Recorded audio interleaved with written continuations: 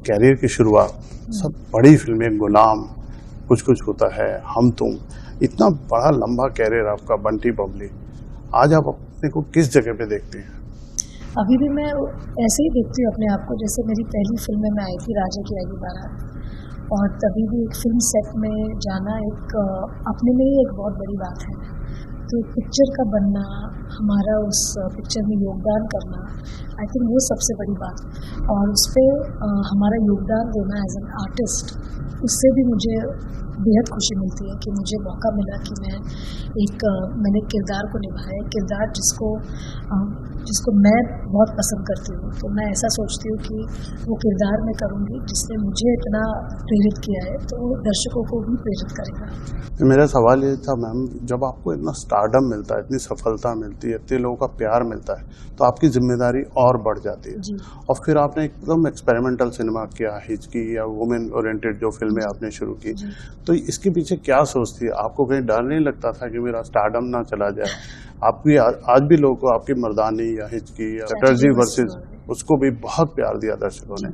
जब ये सिनेमा ये वाला सफल होता है, तो आपको एज ए कलाकार कितनी खुशी होती है? बहुत ज़्यादा खुशी होती है, क्योंकि तब समझ में आता है कि हमारी जो जनता है, हमारी जो ऑडियंस है, वो हर तरीके की सिनेमा देखना चाहते हैं, वो हर तरीके का कंटेंट देखना चाहते हैं, और अगर हम अच्छा कंटेंट दें, इंटरेस्टिंग कंटेंट दें और एक अच्छी कहानी उनके पास लेकर आए, तो वो ज़रूर आते हैं फिल्म देखने। मिसेस चटर्जी वर्सेस नॉर्वे को 1 साल हो गया जी। क्या जर्नी रही? कुछ यादें हैं आपकी?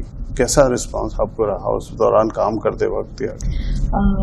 जब ये पिक्चर की कहानी मुझे सुनाई गई, बहुत ही मतलब ऑब्वियस ही बात है, मैंने बहुत सारे इंटरव्यूज़ भी दिए हैं ये बोल के कि एक ऐसी कहानी है एक हिंदुस्तानी औरत की, जो एक बाहर देश में उन्होंने किन किन कठिनाई से लेकर अपने बच्चे तक को मतलब गंवा दिया। तो जो एक माँ की एक कहानी है, एक माँ की जो एक शक्ति होती है, हर करेज हर स्ट्रेंथ, और जिस तरह से उसने हार नहीं मानी, और जिस तरह से वो अपने बच्चों के लिए लड़ी एक ऐसे देश में जहाँ की भाषा भी वो नहीं जानती। तो ऐसी जो हिंदुस्तानी नारी है, उसके ऊपर जो ये कहानी बनी, और उसके ऊपर जो हम पूरे वर्ल्ड में दर्शकों तक ये कहानी लेके गए, तो एक अवेयरनेस क्रिएट हुई कि ऐसी चीज़ें भी होती है बाहर की कंट्रीज़ में, बाहर के देशों में, और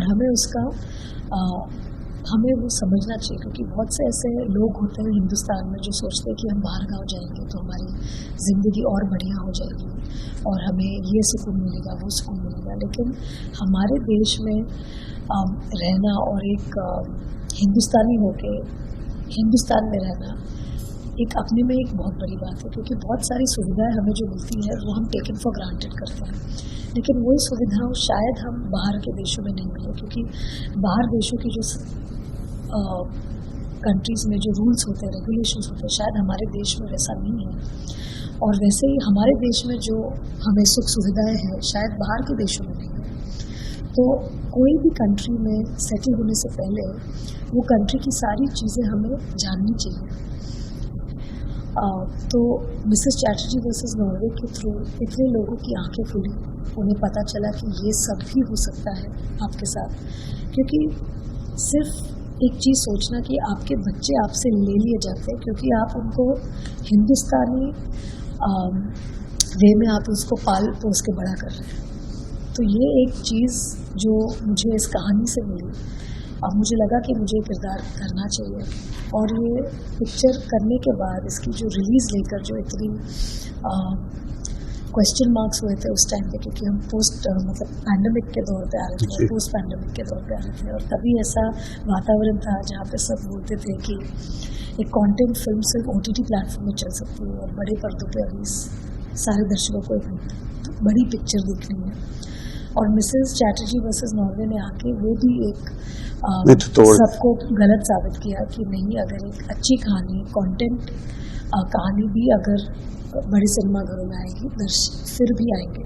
क्योंकि उन्हें दिलचस्पी एक अच्छी कहानी देखने में, वो बड़ी पिक्चर हो या छोटी पिक्चर हो, उसमें उनको कोई प्रॉब्लम नहीं है, एज लॉन्ग एज आप उनको एक अच्छी कहानी सुनाएं, एक अच्छी कहानी दे, वो ज़रूर आए। मैम, आपने दोनों तरह का सिनेमा सफलतापूर्वक किया, कमर्शियल सिनेमा भी और कंटेंट ड्रिवन भी। आपको आपके हिसाब से सबसे ज़्यादा मज़ा आपको किस तरह से? मुझे दोनों सिनेमा में बहुत मज़ा आता है, क्योंकि जब मैं वो तरह की सिनेमा करती हूँ जो मैं करते आई हूँ, जहाँ पे गाने हैं, वो भी हमारे भारतीय संस्कृति का एक बहुत बड़ा एक हिस्सा है, क्योंकि हमारी जो शादियाँ होती है, कोई भी फंक्शन होता है, वो म्यूजिक और डांस, हमारे जो जितनी त्योहारें हैं, हमारे उन सभी त्योहारों में, फंक्शंस में म्यूज़िक और डांस एक बहुत ही इम्पोर्टेंट रोल प्ले करता है। तो हम जब फिल्मों में वो नाच गाना करते हैं, डांस करते हैं, म्यूज़िक या गाना गाते हैं, तो वो भी हमारे संस्कार और हमारे जो कल्चर है उससे बहुत करीबी है, तो हम लोग उस पर भी बहुत मैं रिलेट करती हूँ। और जब मैं ऐसी कहानियाँ लेकर आती हूँ जो कि ट्रू स्टोरीज से इंस्पायर्ड है, सच्ची घटनाओं पर आधारित है, तो उसमें भी बड़ा दिलचस्प होता है, क्योंकि हम एक ऐसी चीज़ दर्शकों तक लेके जा रहे हैं जो शायद उनको पहले वहाँ उन्होंने इस बात के बारे में उनको पता नहीं है, जानकारी नहीं है, और हम अपनी फिल्म के थ्रू वो जानकारी दे रहे हैं। तो वो मतलब दोनों चीज़ में एक उसका एक अपना ही एक I would say both have their equal importance. And जैसे हम बोलते हैं ना कि इसमें भी अच्छा है, उसमें भी अच्छा है, ऐसा नहीं है कि एक करो तो दूसरा नहीं अच्छा है, या दूसरा करो तो पहला वाला नहीं अच्छा है। आई थिंक दोनों ही अपने जगह में बहुत ही इम्पोर्टेंट टाइप की फिल्में हैं। एक मैं आपके फैन की तरफ से पूछना चाहता हूँ, क्यूरियोसिटी बहुत होती है, इतना लंबा जब कैरियर होता है, how to maintain your stardom? वो तो फिलहाल आई थिंक हमारे जो दर्शक है जिस तरह से प्यार देते हैं, जिस तरह से आपके काम को सराहते हैं, वही आपका स्टारडम मेंटेन करके रखते हैं। कि जो आपकी जो चाहत है मेरे लिए, वो तब भी होगी जब मैं मेहनत करके आपको एक ऐसे किरदार में देखूं जो आपको पसंद आए। तो मेरी तरफ से मुझे कोशिश करनी है कि मैं अच्छे अच्छे किरदार करूं, अच्छी फिल्में करूं, और जो मेरे फैंस हैं वो किरदार को देख के वो खुश हो, वो मुझे प्यार करे। तो उससे ये एक गठबंधन जो है मेरे और मेरे ऑडियंस का, ये बहुत ज़रूरी है स्टारडम को बरकरार करने के लिए। और अब बदलते दौर में सोशल मीडिया का ज़माना है जी, वो भी क्या इम्पैक्ट करता है स्टार की लाइफ पे? कोई ट्रोल करते हैं या कोई कमेंट करते हैं? मैं तो सोशल मीडिया पे नहीं, आप नहीं होने के बावजूद भी लोग कमेंट तो बिना पूछे करते हैं अपने ढंग से। आपको कोई फीडबैक मिलता है या आप उससे बिल्कुल दूर रहते हैं उस दुनिया से? नहीं, ऐसी बात नहीं है, दूर तो खैर हम नहीं रह सकते, क्योंकि ये सब चीज़ें हमारे दुनिया के साथ बहुत ही अभी जुड़ित है। लेकिन मैं ज़्यादातर इस तरह से अपना जीवन मैंने व्यतीत किया है बचपन से, या जब से मैं फिल्मों में भी आई हूँ, कि एक बार मैं सेट पे हूँ तो मैं दर्शकों की हूँ, अपने फिल्म के जो लोग काम कर रहे हैं उनके लिए मैं जान दे दूँगी। फिर एक बार मैं सेट से बाहर निकल के अपने घर आ गई, तो फिर मैं अपने घर संसार, मेरा बच्चा, मेरे हस्बैंड, मेरी जो गृहस्थी है उस पर मैं ध्यान देती हूँ।